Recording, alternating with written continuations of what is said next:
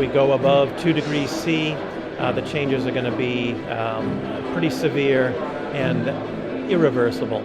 The impacts of global warming will be felt in very different way in different parts of the world, and unfortunately those who are least responsible for carbon emissions will be hit hardest. Countries like Mozambique have no enough financial resources, have no enough technical capacity to invest in this sector.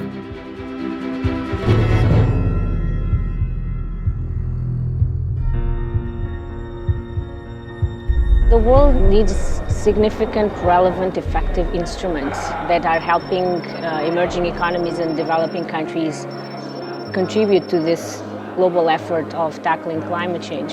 And that's what the climate investment funds are really doing.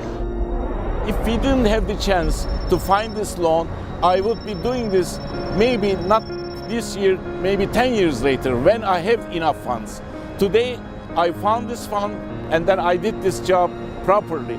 Otherwise, I couldn't have done it. The Forest Investment Program plays a very strategic role by supporting actions that are needed to prepare for the RED initiative, especially for developing innovative institutional and financial models. In particular, the Forest Investment Program will allow us to test these innovative approaches at the local scale, allowing these to be really accessible to communities and ejidos. Basically, we need help with finance and technology. If we get these two things right with a good governing policy, we'd definitely make our business a thriving business. We were confronted by recurring drought these past few years. We suffered a lot. This year, by experimenting with this variety of millets that is resistant to drought and has a short growth cycle, we think that our agricultural problem caused by the rarity of rain will be solved. We ask you to multiply these types of initiatives because they allow farmers to improve production and our capacity for resilience. We can be sure that the current harvest will be better than those of recent years. An innovation is really putting in place policies and guidelines in relation to how indigenous people should be engaged in these processes.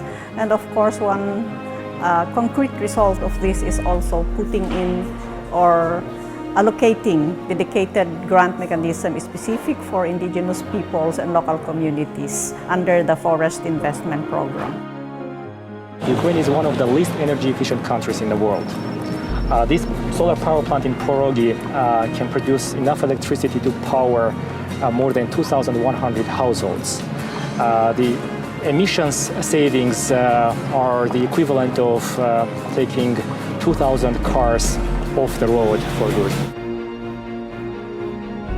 Phase 1 is targeted to produce 400 megawatts. That is the first phase of development. GDC is currently developing at Menengai. The rollout of Menengai Phase 1 will be developed by GDC doing the upstream development, while the private sector will be brought in to do the downstream development, which entails mainly power plant construction development. We have come to realize that sustainability and affordability can coexist while providing better housing for the population. It's an equation that makes perfect sense, and it is what we are trying to prove, especially at the base of the economic pyramid. We need mechanisms like the climate investment funds because they are producing results, they are showing the way, they are showing it's possible, that these investments are possible and are sound. And so they are showing that, leadership from developing countries, undeveloped countries who have made these contributions is possible, and that much more can be done.